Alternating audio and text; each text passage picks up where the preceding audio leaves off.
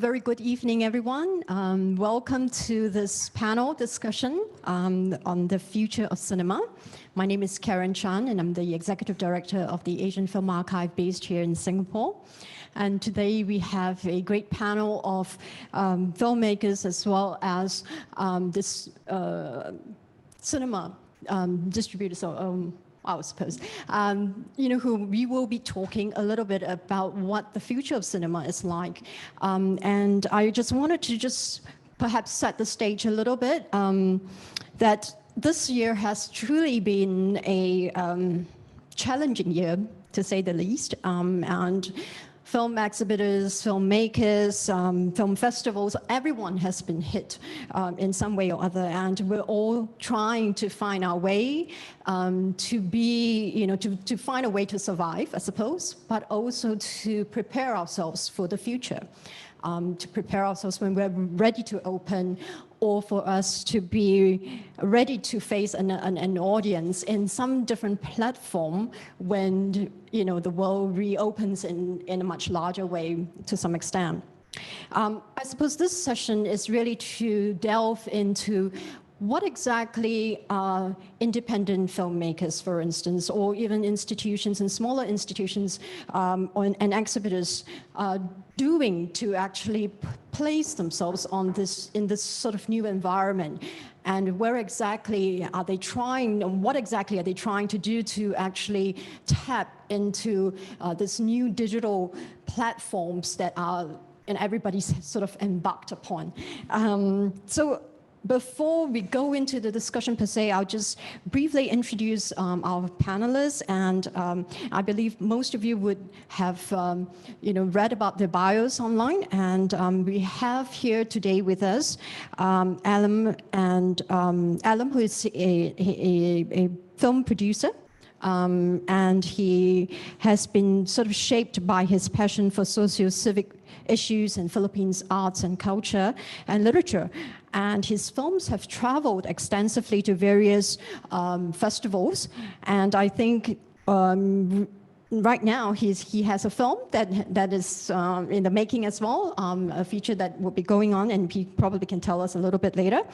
And of course, in this particular panel, what he and Carl has sort of worked together on is really the concept of lockdown cinema, and we'll talk about that a lot more later. So Carl is a fellow Filipino filmmaker. He is now involved in, currently the head of marketing for Black Sheep, which is a boutique film production arm of ABS-CBN. And he has been, alumnus of the Film Leaders Incubator as well as the Asian Film Academy. And the film is, Carl is also a filmmaker himself, and his films have been, making the rounds in the festivals and winning awards. And then on screen we also have Anderson, who is currently the head of the artistic director of the Hawaii International Film Festival, and I hear that has just wrapped up the festival. So we'll hear a lot more from Anderson about how the festival has gone and how it has changed within the year. And of course, Anderson has been a program consultant for film festivals around the world, including SGIFF, and he has also been working with or co-founded a US-Vietnam joint venture that produces global content in film. Right? And then with me here at the SGIFF office is Prashant, who is the general manager of the Projector, which is an independent cinema here in Singapore. And they've recently launched a virtual cinema platform known as the Projector Plus. And I think that's something that Prashant can tell us a lot more about later. Okay, so I suppose let's talk a little bit about how this role of cinema that all of us are in, and we all play different roles in. How do we see ourselves trying to utilize the cinema, the concept of cinema in a world that's trying to repair itself, right? And I suppose in a way, when the pandemic struck, all of us reacted to it in some way and with a certain sort of response. So I want to put it to Alem and Carl first to talk a little bit about the concept of lockdown cinema and what were some of your thoughts and planning that went into it?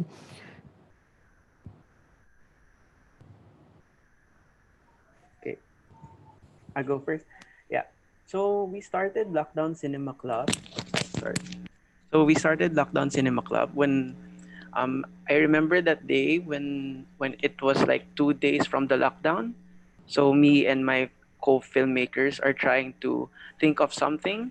So I started first with one Google sheet, like from the Google Drive, wherein I just compiled like short films from my friends, and trying to prepare like what are we gonna do now? Like we are just stuck at home. Like 2 days from now, we can go outside.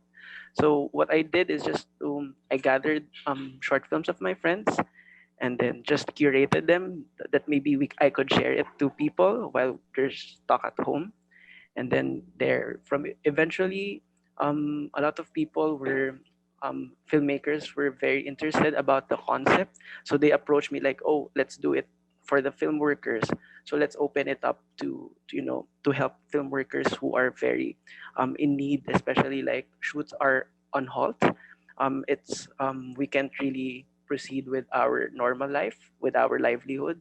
So we thought of like maybe we could do something like Lockdown Cinema Club, wherein we just gather short films or like films of our fellow filmmakers.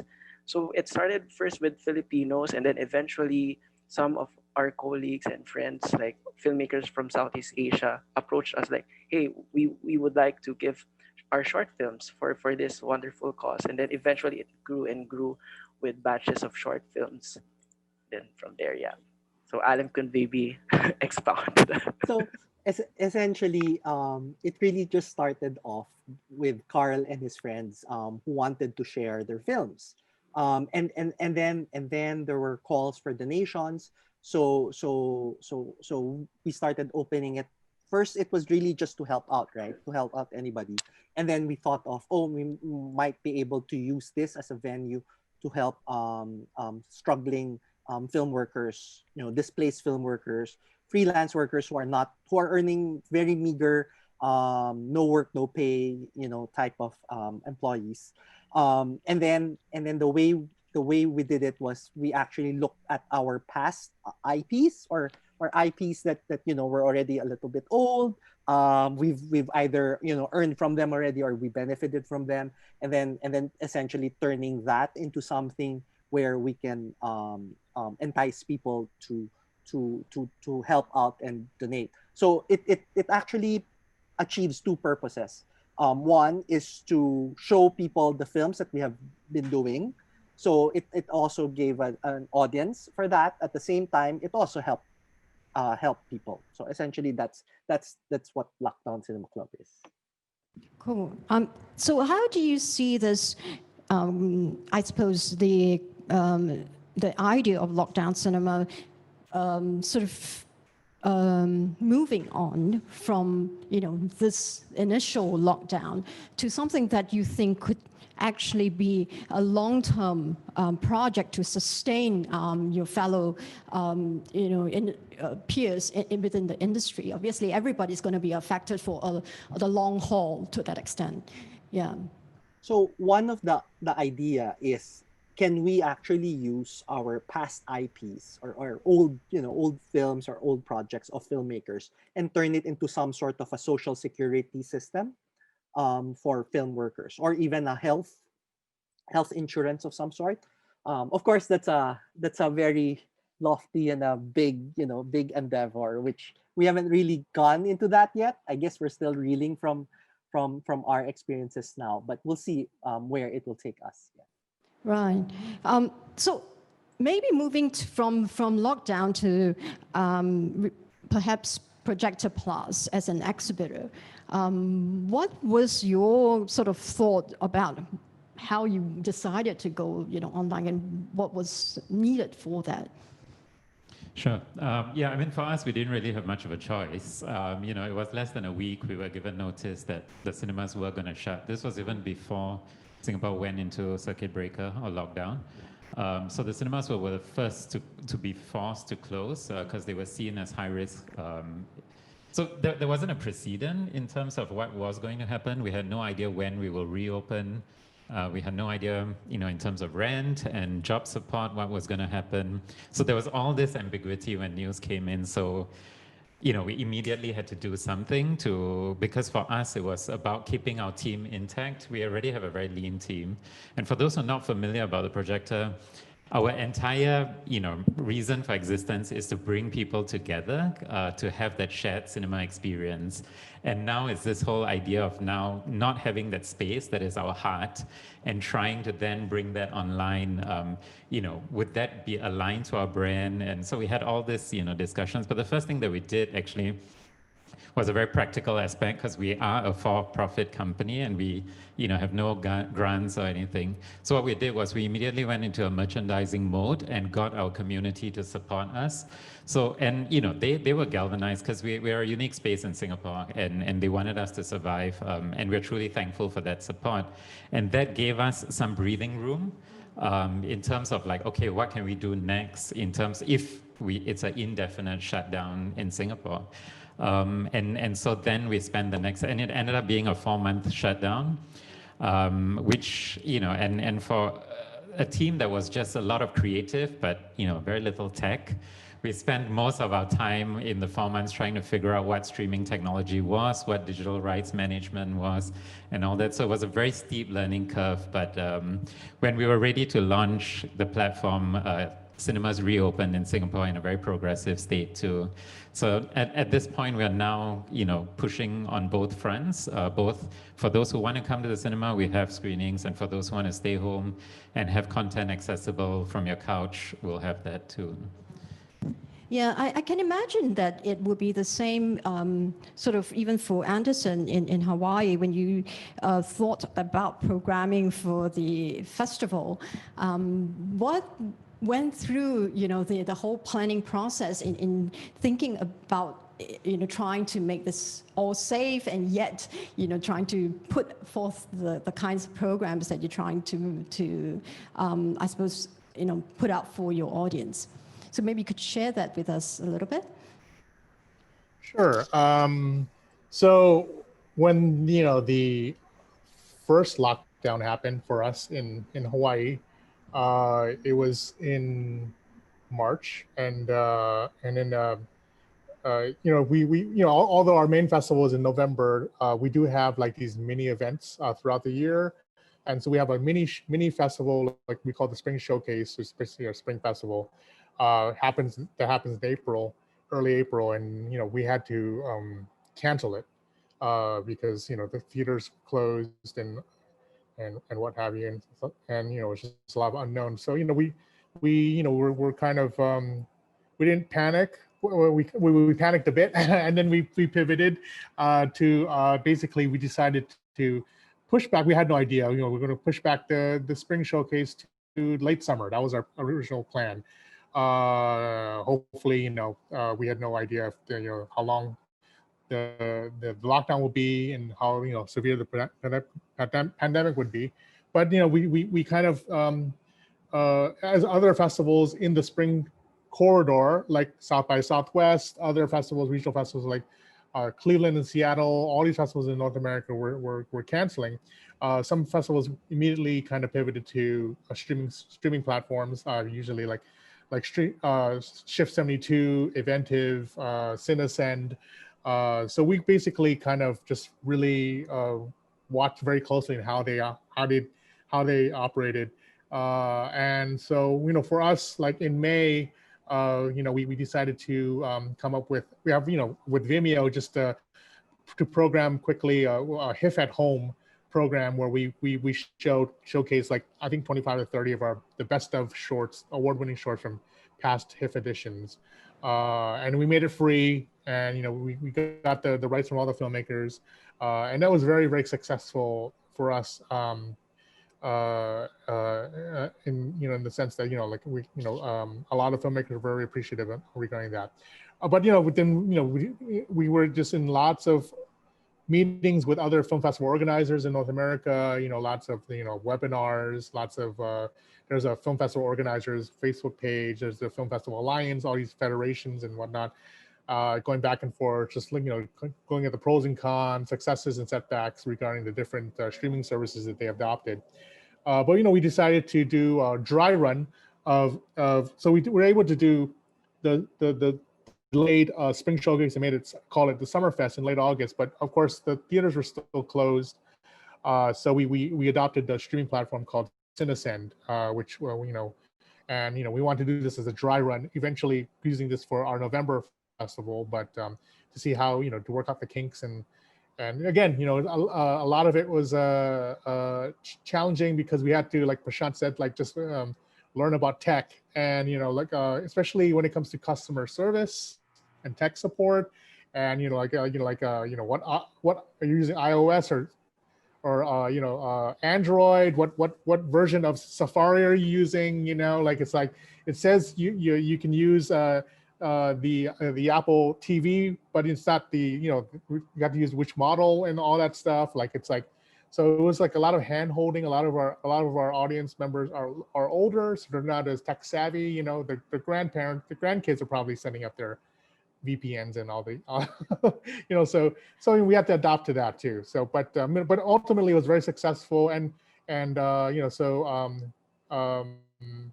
yeah, so we learned a lot from our dry run from the Summerfest to really use those lessons that we learned and adopt them for our November festival. So and again we also became a virtual cinema as an exhibitor. So we a lot of the small distributors in North America, basically as a sense of goodwill gesture for a lot of independent theaters that closed down, set up virtual cinemas where we basically split 50-50 the ticket sales between the distributor and the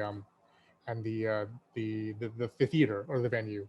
So we were one of those as well. So it was it opened up a lot of we became year round in a sense of providing all this content or films throughout the year and building up to November Festival, which was our biggest one ever. Right. So I'm hearing everybody talk about how you're using the digital platform to kind of be that sort of, I suppose, the face to the public, right? But of course, cinema in itself, social distancing, it doesn't help the whole concept of cinema in the first place, right? You want to be able to sit together and watch collectively, and that doesn't happen with social distancing. And so with the digital platforms, I suppose my question, because we have both filmmakers and distributors, and some of you double up as well, how do you feel yourselves as both filmmakers and exhibitors responding to this digital platform? Are you feeling like people are making do, or do they also feel this immense frustration at the fact that I can't make a film that I would want for a big screen? I mean, how are you feeling as filmmakers, but also as other filmmakers that you've been interacting with? What's the sort of reactions been like in the last couple of months? I mean, I can chime in. The festival, our intent was always to be a hybrid event. The streaming platform will be kind of the center of our program, our mechanism to exhibit these films. But we had the hope. It was always changing depending on policy, like public health policy and governmental policies. If theaters were going to reopen, and also drive-ins were kind of at risk too, because even though drive-ins became very popular in North America, in Hawaii is a little different because of just because of as a state, it was much more careful when it comes to, or more serious when it comes to the public health concerns and policy. So it kept changing for us. But ultimately, we became a hybrid festival where we did the streaming service, drive-ins, and we did socially distanced some theater screenings with some participating cinemas. So for filmmakers, I guess to answer your question, it depends on what their age in a way. I mean, when if you're under 40 years old or something like that, it's like you're watching Netflix, you're watching Hulu, you're watching Amazon Prime. So I mean, for a lot of filmmakers, it was an opportunity for them it wasn't. I mean, ultimately, it's always great to see it on the big screen. And we did program some key films to do. We actually had it all three platforms. We had it on the streaming service. We had it on the drive-ins. We also had it in theaters. So for them it was great. But for the streaming service, for most part, people were very happy with that, because it also broadened our footprint, where we were having our streaming service open geo fence to nationwide, not only to Hawaii. So Yes. right, so that was the main thing. That was a really great advantage. So so it was very appreciative. A lot of filmmakers were very appreciative regarding that. Right. But again, drive-ins and out of the three, the drive-ins was super successful. The streaming service was super successful. The theaters were not, honestly. People were still nervous to enter the theater.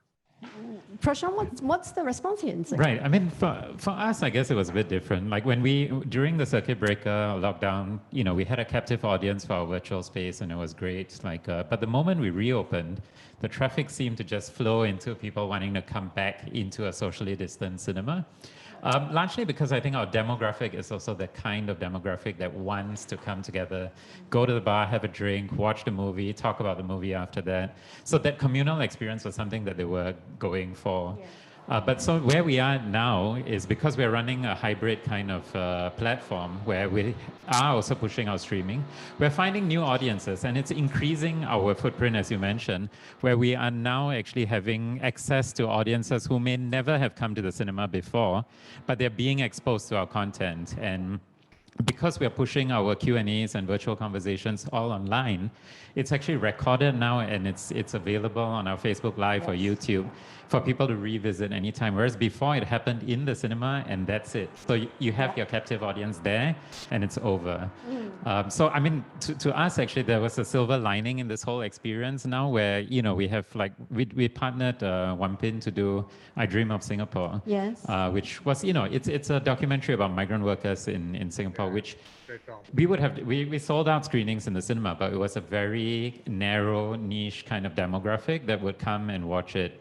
But the moment we had it online on the projector on the streaming platform, and had our virtual conversations with migrant workers who would never have been able to come to the cinema because of certain restrictions, it really pushed the film to the forefront of almost a national narrative of the role of migrant workers in Singapore. And to me, that was really quite it really broke a lot of barriers that cinema itself had, the physical space. That's right. And these networks. I mean, I just want to really comment really quickly that it's also really. And I'm gonna throughout this whole panel dump on my country. I'm gonna dump on America, and then just basically because it's a cultural thing, I mean in Asia, where there's much more of the collective good, people wear masks, and us Americans do not, and we're it's all about our civil liberty, all about our individual rights and whatever. It's like it's politicized, but I'm just gonna shut up now. But I'm just saying. Yes, I'm very happy. I'm a big fan of the projector as well, so it's good to hear. I would also like to add, if there's one thing I realize is that because people cannot go out, they actually turn to watching online stuff, and I think that allowed some of our films to have greater access. And I do agree that, because we had a debate, right, Carl, like cinema is dead, and we were talking about that, and I feel like it's not gonna happen, because as soon as it's wise and I don't know if the term is healthy or safe, rather, if it's rather safe to go out, I think people will go out. you Yeah. know, and I think there'll be hunger to socially interact. However, that doesn't mean that they don't interact now, that they don't do, you know, talk about these films and watch. I've actually been to more festivals during the lockdown because of greater access by watching at home and without requiring to travel. Right. And this actually brings me to one of the sort of larger concepts of cinema being and film being able to heal people in some ways and to sort of create connections with people that we perhaps may not have without this situation. And I guess there is a question that came in as a Q&A and I wanted to pick this up because it sort of follows the flow of our discussion, is that the audience is asking that we are gradually seeing some cinemas open, and if this capacity is limited with safety measures, there would be, you know, obviously some effort to bring people back to the cinema. So the question is, what are some of the efforts that, you know, exhibitors are taking to actually bring the people, or is there a need to actually do that, or do you think people will organically come back? So maybe Prashant can start, and then even you know, Anderson or Alan may want to talk about it in your respective countries.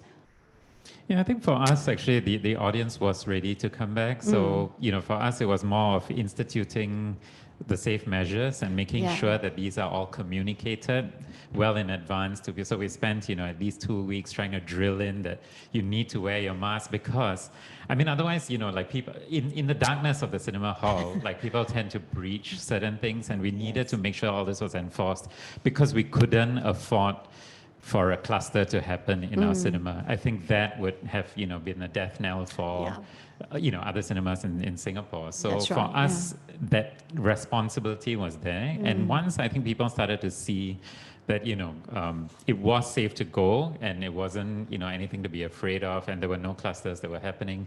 I think, I mean, for us, to be frank, the moment we reopened, people came back, and our, you know, weekends were sold out at the reduced capacity, but, you know, it was still, which is why we were still pushing the virtual aspect. For those who are not comfortable to come to the cinema, we still have content that you can watch at home and, you know, be safe within your own bubbles. Yeah.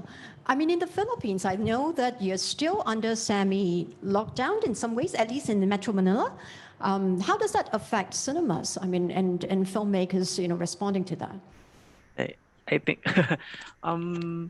right now we're trying to make most out of our, like, the pandemic. So a lot of companies are trying to create like digital platforms where we can watch like films, like I think the projector, like something like that. And then, but the challenge is, pre-pandemic, there's a decline in the number of people going to the cinemas. Like Filipinos don't really appreciate now like going to the cinemas because of the streaming platforms.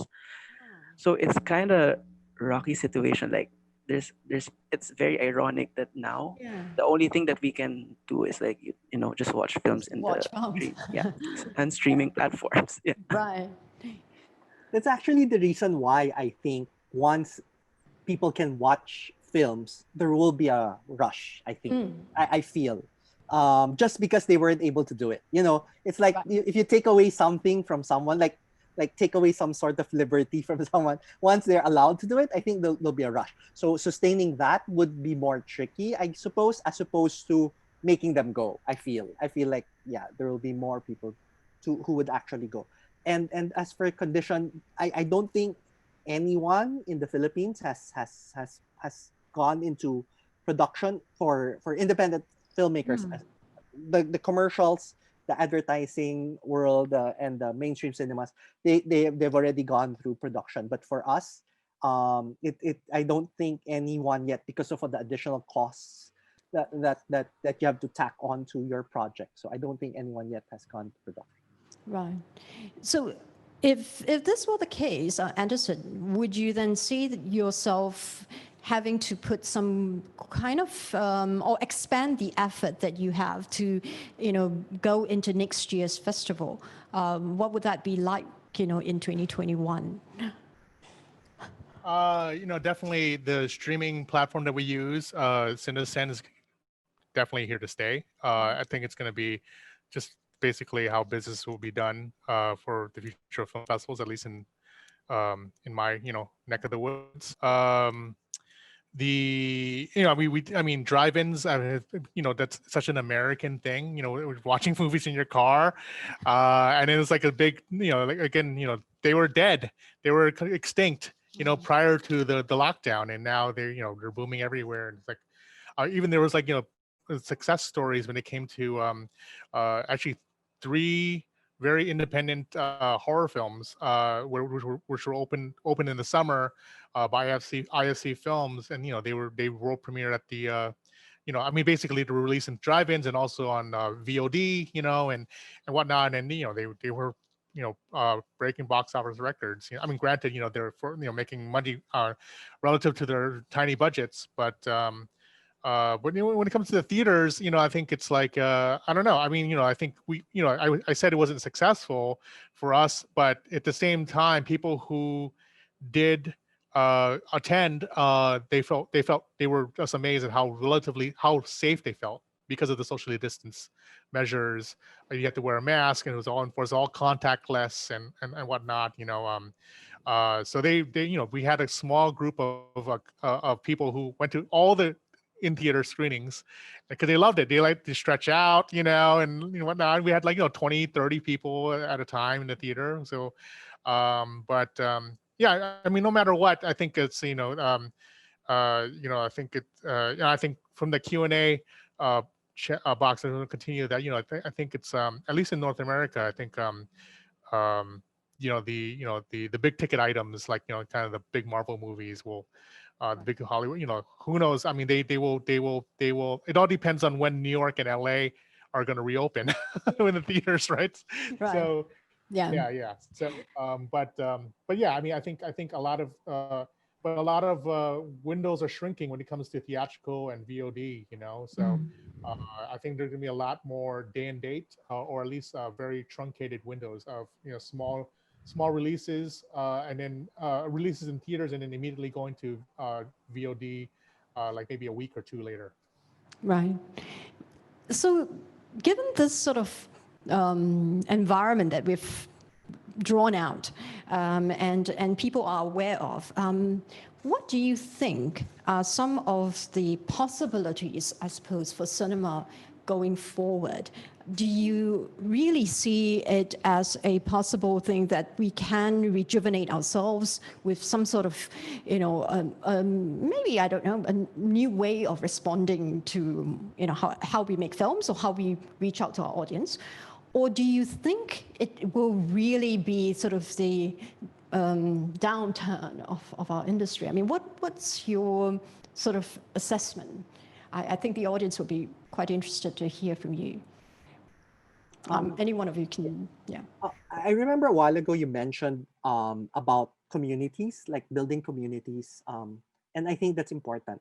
Yeah. And that is what will sustain us, or that will carry us. And so it's good that even until now, even though we're not showing our films or releasing our films, it's good to build the audience and to build the community.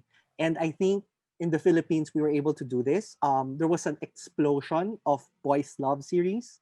I don't know if you're familiar with that. It's essentially romantic comedies, but then you have 2 boys falling in love with each other. And there's a huge community that was built around that.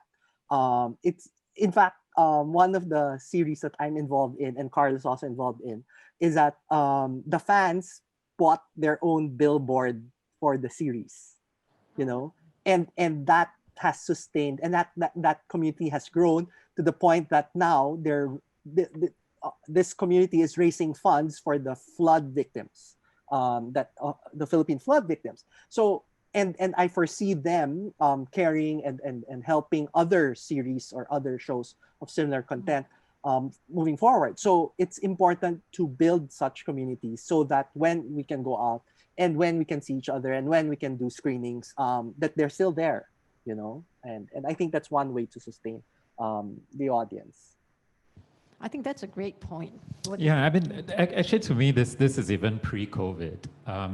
For Projector itself, we've never seen streaming also as a competition to cinema. It's always been complementary, and it caters to different audiences and such. For us, we are also, and this is a side note to the big, streaming platforms. Even if you have content, allow it to go to theaters for a short while so that it can be experienced in the big screen. So that the people who want to see it on the big screen have that option before it goes into a streaming platform.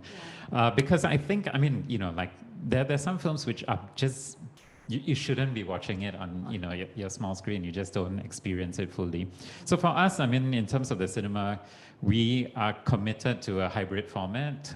We will be definitely pushing and continuing with the Projector Plus, just to complement our theatrical screenings, and we'll be keeping going and building communities around that.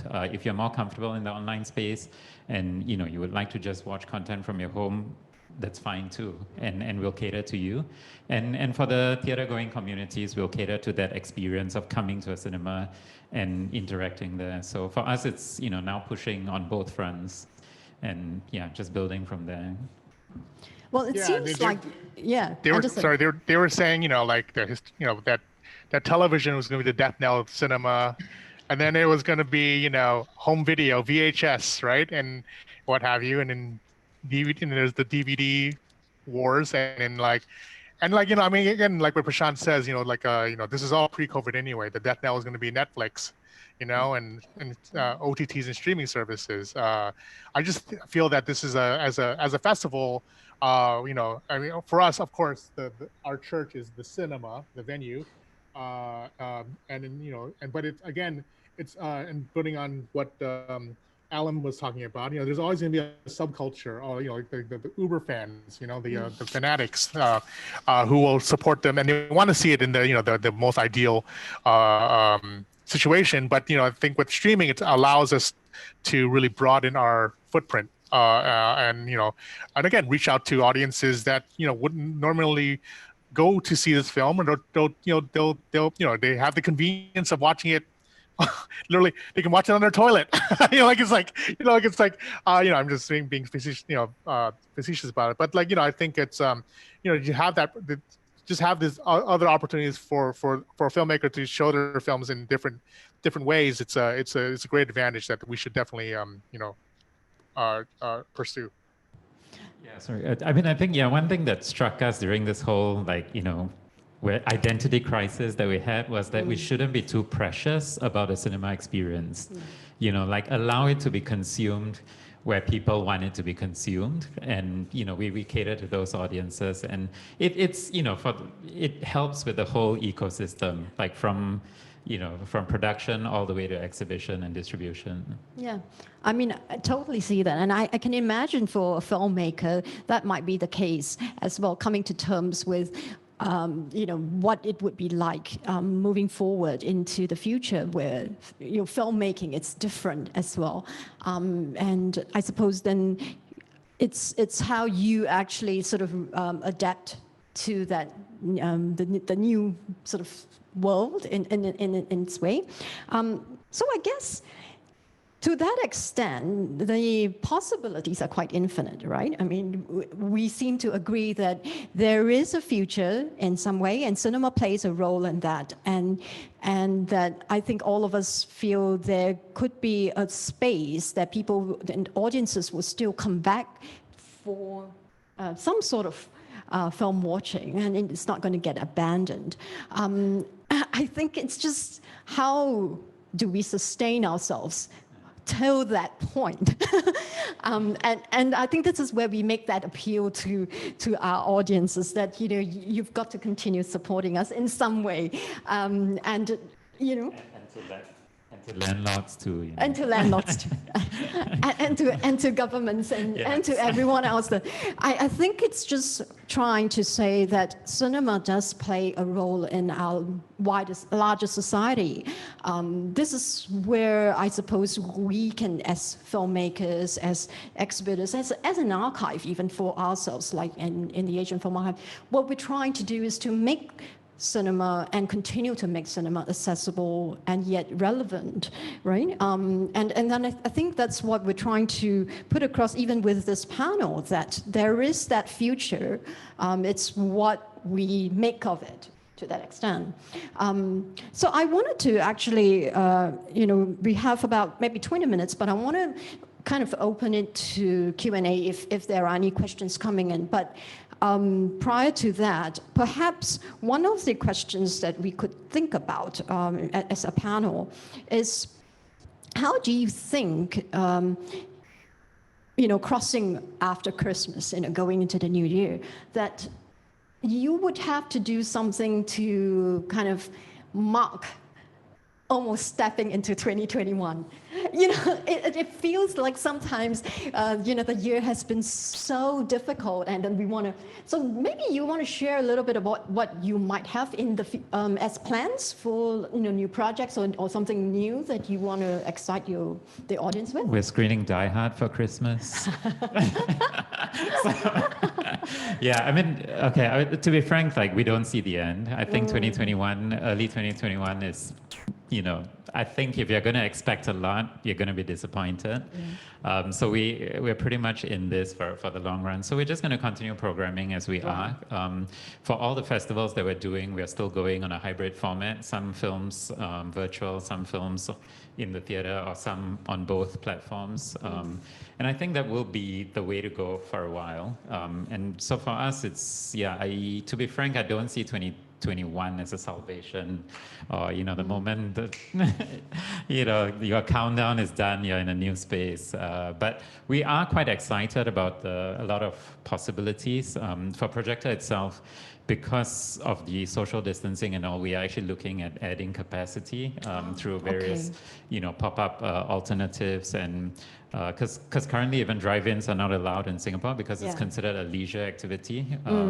So we are looking to, maybe when that becomes a possibility, at creating new experiences to draw audiences, because now they're stuck in the country with nothing to do. So the whole idea is, how do we harness an experience of watching a movie that, if it's at home also, we are creating stuff where we deliver packages to you, along with the films that you rent and all that. Trying to make things more fun, because, life is so dreary already. For us, it's really an approach of, let's see what we can do to lighten people's mood in this period. Right. What about in the Philippines? Is there something that you think there might be for next year, that, or even for yourself, like in terms of plans for lockdown cinema, something that you want to share? Yeah. We hope that we can regroup again as a group. Like, maybe think of something else. Like, maybe respond to what's happening, and create maybe a lockdown cinema club again. But personally, I'm currently developing a feature film, my first feature film, which actually I'm part of the C Lab here in SGIFF. Yeah. Cool. Actually, it's also a response to the pandemic. Like, I've been putting on hold that project for a long time, and it just jump in because it's pandemic. It's really now or never. But yeah, maybe hopefully I can just develop it by next year, in the coming years, when everything's like just normal again. It might be the same for Alem as well. Yeah, essentially, I spent like the whole year developing my projects, developing the projects of the directors I work with, in the hopes that, we can film sometime next year. I do have a film that we hope to film maybe sometime in September. Hopefully by then it's already safe to film. Because I don't know. I personally also don't like to go out as much. Now it's a little scary. So I don't know what the new year will bring us, or if we can already start traveling and whatever. But one of the things I think what we can say about filmmakers or the creative industry, being creatives ourselves, we actually do try to find ways and means to get our film seen, to get our creative juices flowing, to actually make something and get it shown. And I think in the Philippines, we've done that. We have different people making podcasts or making video, whatever type of content that they put online, and gathering their audiences and their fan bases. And so I think given any challenge, it's just up to us to be more creative in facing these challenges. And I think we'll survive and be better creatives, or be better filmmakers along the way.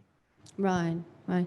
Yeah. Sorry, just to add on to that. I mean, and just to follow on what Alan said, I think the problem now also is people are getting a lot of like digital fatigue. There's so Yes. much content that's Yeah. also available, and I think for us, it's trying to see how we can curate that experience so that it's easier for you to consume quality content than to go through so many choices and all that.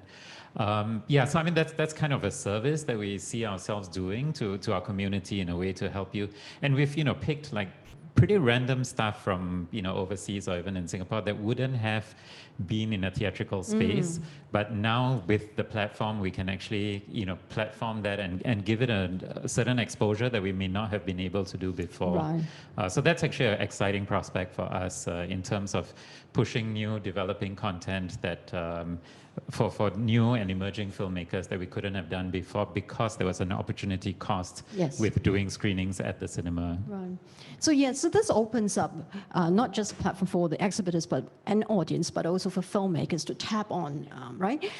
So there is a question that actually came in, and perhaps it might be something that I believe maybe Anderson could answer. So the question goes that with so many films delayed in 2020, do you see that there could be some sort of competition for cinema or festival slots next year when things get a little bit more normal to that extent? What do you think that might be the case? Yeah, I mean, like, AMC, Regal, which is owned by Cineworld. That's really maybe is the largest theater chain in the world. They shut down all their theaters in the U.S. because James Bond's been delayed to April 2021. So that's their benchmark. That's what they're aiming to reopen. So, I mean, yeah, there's going to be a lot. Again, this is like I believe like George Lucas and Steven Spielberg. There was some interview they did like 10 years ago that theaters or cinemas are going to adopt the Broadway model, where it's going to be just big ticket items. The big Hollywood movies are going to be, and they're going to basically be on the scalable pricing system, where these, like, if you the next Marvel movie is going to be, instead of, I mean in Times Square, I think the average cost for a ticket is like $21 or something, like USD, but probably like, I don't know, 50 or something like that, and then maybe with an independent film it's going to be cheaper, right? So I mean, maybe that's going to happen. I'm just more worried. I mean again, for the warnings is that basically the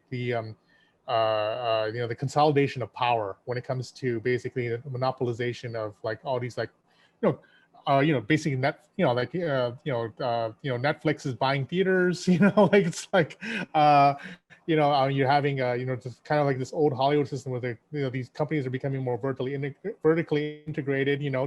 Wonder Woman is going to be released on HBO Max, and they did Mulan on Disney Plus. Like, they can, because they have the capital and the means to do that, right? So, so I think it's like in a sense, it's always going to be in the sense of, depending on the subcultures, basically subcultures or niche audiences, and that's why the projector will always kind of fulfill that role, or maybe some other art house theaters as well, or maybe some specialized OTTs, like say like the Criterion Channel or something like that. Will always exist, because there's always going to be some tribe that will be willing to pay for to have that experience. So I think it's but I think when it comes to, I guess, the theatrical or exhibition in North America, it's definitely going to change. I think it's like, I think honestly, the kind of the usual way of like releasing a movie on a Thursday or for 1 week run, it's going to change. I think it's going to, you're going to divvy up the, you know, the release windows when it comes to maybe independent films or documentaries can be programmed more in these silos that could be dedicated on the weekdays or weeknights, for example. You know, I mean, all theaters are now all cineplexes anyway, multiplexes anyway. You know, so there's going to be, you know, like it's like, you know, it's like, so I think that a lot of these deals are going to change a lot, you know, and then and there's going to be more day and dates. Like I said, like there's going to be opportunities for filmmakers to, you know, get their films on streaming, but also have it be playing in the theaters because the true fan, you know, the fanatics will want to see it in the big screen. So. Yeah, I suppose it also lends us scope in some ways for smaller players to work collaboratively with each other. You know, so we could find sort of synergies in terms of programming, and also to put things together in a way that we could share resources and the audience to that extent. So do you, perhaps, I think in Singapore there's always been a little bit of that going, perhaps more so moving forward. I think that we will all try to work together a little bit better or even more closely. I'm just wondering, in the Philippines, would there be such collaborative sort of engagements among smaller institutions, or, you know, because you have the audience, obviously, and your population's there. How do you see people working together to that extent, or do you not think that it's not going to happen? I can see Alan laughing. I don't know if we can actually get people from the different companies to actually unite. We did get all the filmmakers, especially the independent filmmakers, to come together and come up with a protocol, you know, for safe filming, and to achieve that, it was actually a huge feat to achieve that. We got like all the assistant directors, all the production designers, all the cinematographers, etc., all the different groups to have their own say, and then we put them all together, and everybody commented on the final output, you know. So that was a huge thing where we somehow got everyone united for that, because everybody do want to start working. So with regards to distribution, I don't know how ready everyone to come together again to work together to get this to happen, or for the players who do have access to OTT platforms or whatever distribution sites. I don't know if they're also open to work with us, the smaller independent films, regarding this. So I don't know. Maybe, but yeah. I don't know. Carl, what do you think? Actually, there are lots of digital platforms. Like, for example, there's this digital platform wherein it absorbed Q Cinema, local film festival, international film festival here. But let me just share like an anecdote. Like, I went to a mall last month, and they're trying to convert the cinemas, half of it, to a bowling alley.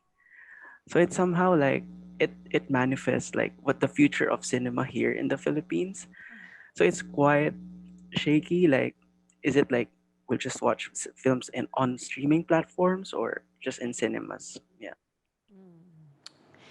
Yeah, that's quite sad, but I mean. Yeah, because it was kind of reversed here, whereas Yeah. January was the best month of projectors history, and then COVID hit, and so yeah, I think, I mean, for us it's actually the cinema is still a growing thing, because we've kind of profiled the whole experience of going to the cinema as something different from going to a mall and watching it in a screen.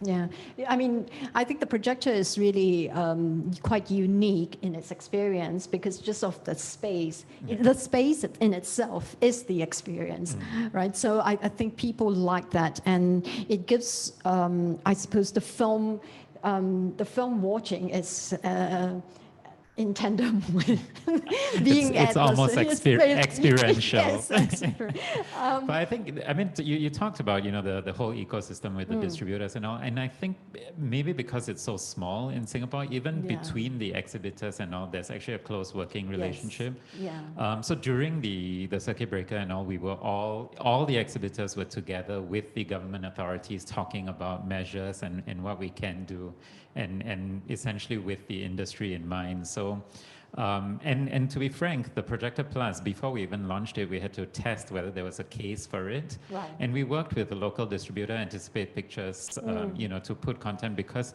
it was just too difficult to work with the bigger kind of distributors, who had to deal with studios and everything. So, working with Anticipate was easy. We could make a decision. We could put content online and do a test to see if actually people are willing to consume this kind of content, which they previously consumed at the cinema, online now. So, for us, it was like, we're all in this, let's try and find a way to get out of it together and, make sure. For us also, I think a lot of it was not doing things for free. It was to make sure that distributors got their cut, consumers paid for this experience and not be dependent on streaming free content and all that, because we wanted to replicate a cinema model. That's right, essentially. Right. Yeah. I think that it would be the same for festivals, right? You do want people who go onto your digital platforms to somewhat understand that there is a value to the films that they're watching and to pay that value for it. Would you say that, Anderson? Yeah, absolutely. And, the fact that we pretty much 95% of our programming on the streaming service is on demand, so it's like we had some films that were like, you had to watch it at a certain date and time, and so it's a very limited window, but for the most part, it was all on demand. So we were really pushing passes, basically all access passes, limited passes. And we also had individual tickets which were basically much cheaper than the usual ticket you would go to a theater.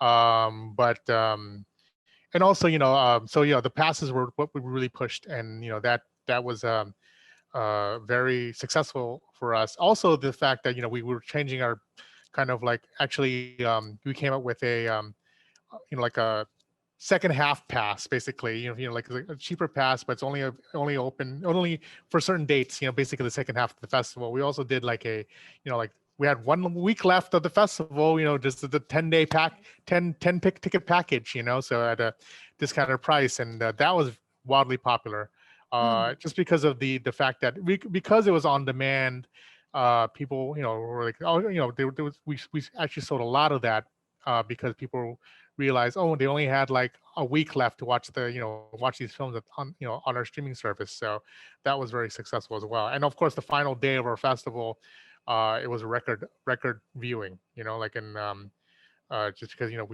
we were pushing, like, it's gonna end at 11:45 p.m. Hawaii Standard Time. it's like so a lot of that was very successful. Right. There's a lot of engagement regarding that. I think earlier in the discussion, Anderson mentioned something about demographic and age demographic, and that you were seeing younger people. I mean, having to I suppose help their parents or grandparents or whoever wanted to watch film on. Do you see that in the cinema? Do you see that shift in demographic at all, or on your? No, I think for us it's still pretty diverse. So I mean, we do get students, seniors, and also everything in between. So for us, I think if the digital part was a bit more challenging, because in a cinema you just need to make sure your projector works, your DCP works, everything's fine. Whereas as Anderson mentioned earlier, like with the digital platform, I'm dealing with so many different devices. Everyone thinks it's your platform that has the problem, not your device. And trying to manage all that. So yeah, I mean, there's always this change management that we have, and it's something that we so our FAQs are just getting longer and longer. But I mean, it's part of the experience, and it allows us to interact with people, and generally, most people tend to be quite nice. So for us, it's part of the learning process and getting there. But actually the entire team, nobody had a TV at home. So, you Yes. know, when we even had to test our platforms, we were like, who has a, you know, like Apple Right. TV? It's true. Yeah, so it's Yeah. a steep learning curve, but we're here now. Yeah. Well, We had to really ramp up our customer service and tech support, and they were not nice. People were not nice. But you know, like but then, you know, one of the you know, successes for us is that we actually adopted a chat room box, you know, for our website that actually pops on.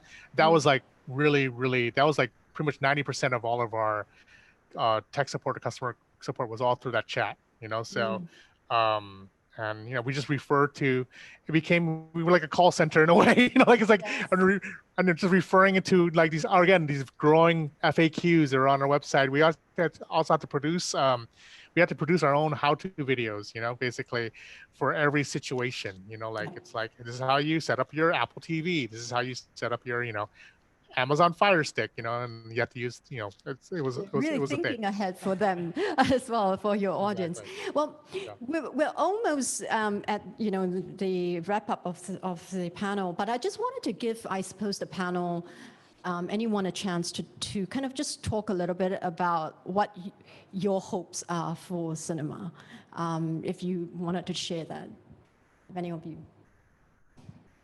Well, it is the future of cinema. So if you have anything that, you know. Sorry, intro you. Alan, you want to go? You can. Oh, okay. Essentially, I think I just hope, and I guess it's already on its way. For cinema to be a little bit more diverse. That because of this pandemic, we're not we cannot physically travel, but our films can. Yeah. And so people are actually exposed to more types of cinemas. And so I hope that will also allow a greater diversity of types of films that eventually people would want to consume even after the pandemic. So that would be my hope. That's a great one. Yeah. And anyone else? Yeah, I'm gonna say, yeah, I agree with that. There's a much more opportunity, but there's also, like, especially in North America, every media company has their own OTT. You know, like it's like, you know, and so it's just like, how do you? I mean, every film festival too. You know, in a way. So it's like, how do you kind of like rise from all the noise? How do you challenge? How do you compete against the Netflixes and the Amazons? You know, so that's always a challenge. But again, at the same time, there's more of a push for diversity. And especially when it comes to native indigenous voices, you know, and you know, for example, so there is an audience out there, you know, so you know, you don't have to basically whitewash it in the sense that it has to, you know, perform really well in you know, in the middle of America. There's always an audience out there for particular stories. It just has to be authentic. Just want to comment. Also depends on kind of like, in a sense, national pride, and, you know, in Vietnam, because I have a company that also is based in Vietnam, and, you know, Vietnam is a success story when it comes to the control of COVID. You know, like, actually, there's no, you know, like, the cinemas are open, and actually, you know, because there's no Hollywood movies you know, taking up all the real estate in all the venues, you know, and, you know, also always local films have always been, you know, when it comes to Vietnamese language films, have always been second fiddle to the, you know, the big Hollywood movies. Right. But, you know, there's been record attendance for a lot of local films. This past when the theaters reopened in, you know, August or September. So, like, for example, you know, there was an indie film that we co-produced called ROM, which was world premiere at Busan last year, and it was, you know, New Currents award winner.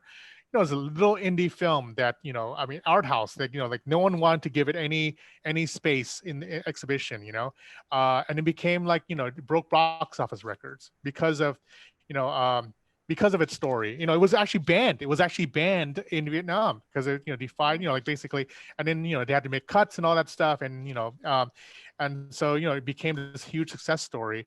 And, you know, a lot of local films are being released in Vietnam, and they're just breaking box office records. I think part of it's also because, you know, I think it's good because these films are actually to be honest, I think the quality wise are very good too. So it's not only national pride in that sense. I think they're really taking the moment to really take the opportunity to really release their films, and they're doing extremely well, and in bringing back the local audiences to the cinema. Right. So That's a really inspiring one. Yeah. Yeah, I mean, for us also, I mean, in terms of, talking about cinema, I mean, whether it's virtual or physical, I do think the prospects are quite bright. I mean, for us, it's always about continuing to engage the community, because the community, I mean, there's no cinema without the community consuming it. So for us, I mean, we've really invested a lot of time and energy to engage them and keep them entertained, and not just, on like very serious topics, but also, I mean, communicating with the film community to even market themselves. And also because we do tend to sometimes work with filmmakers who are too shy to put to talk about their content and all that. And it then becomes challenging for us to push that. Yes. So it's a lot, like everybody needs to play their part in the ecosystem to just push it. But I think the audience is there, and they're ready, and they need content also, just in their lives. So Yes. I think it's looking up. Yeah. Okay. Carl, did you want to maybe wrap it up for us? What your hope might be? Yeah, actually, I like what Prashant said a while ago about the community, and I think now's the best time to reassess what everything, like just to break it down into pieces, and maybe when everything gets better, we would like to build it up again to a new form, or maybe dream of like the future. And I think the communities are really important. So I think my hope is to continue to nourish the communities through films, and hopefully soon when everything gets better, we'll just come out and be better people and filmmakers. Yeah. I mean, it's just like, it's just it's either, I mean, especially here, it's either the pandemic or Black Lives Matter or whatever. There's a reckoning. I mean, in Hawaii, the number one, the economy is completely trash because the main driver of the economy was tourism, and there's no tourism, right? So there is like a reckoning that the communities are looking at, like, oh, we can't rely on tourism, we have to rely on other things, we have to really diversify the economy, we have to look at the creative class, we have to look at sustainability, we have to look at all these things. I think cinema and filmmakers are definitely a reflection of that. So I think it's like a bottom line is like people are reprioritizing what they want and how they consume content and what they want to see. And they want to see authentic stories that reflect themselves, right? So, and I think this is an opportunity for filmmakers and people like us, our exhibitors or film festivals, to really take the brass ring and, really kind of like see this as an opportunity, and not panic, but pivot, and, really kind of like provide these venues, provide these avenues for these audiences that are definitely out there. Right. I wanted to actually end on this note, but then a question came in, and I think it's really good that we should try and answer this one. So it might be our last question, but so the question goes that, do we see a need to bring films to the people through events outside of the cinema? And because this person is a co-founder of a new technology called CineWave. And it basically allows users to watch movies on a big screen while listening to perfectly synced high-quality audio via their mobile device.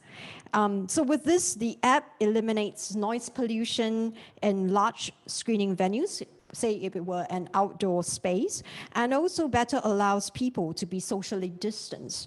And this is actually a CineWave is actually a Singapore startup. So I'm just wondering, does this even sound like something that you as a filmmaker or as a possible in a way want to take it up to exhibit in this manner? What do you think?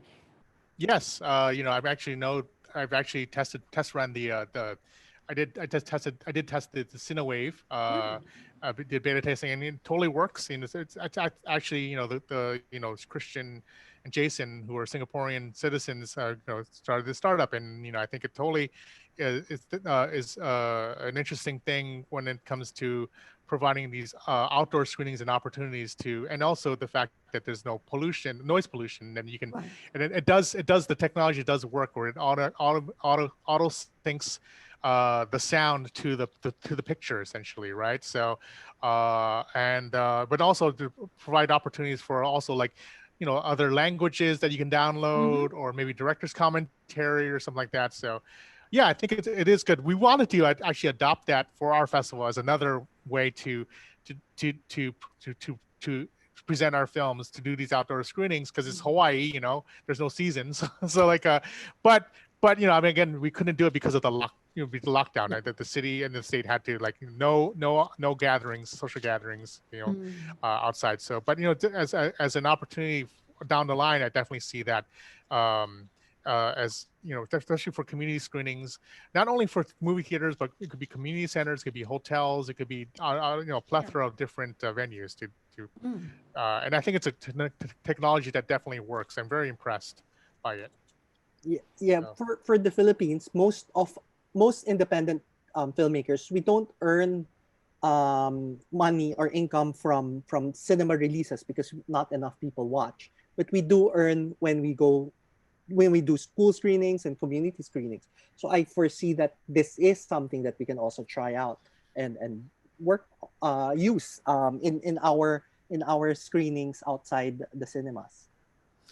Yeah, I think the plus for this technology is basically, you present the screen like outdoors and it's free, but if you want to watch it with sound, you have to buy the soundtrack, and it's all downloaded on your app. That's the thing, that's what's great. It's pretty brilliant actually. So, and it's all, and the technology works. It syncs to everyone's phone. I think that's the advantage here.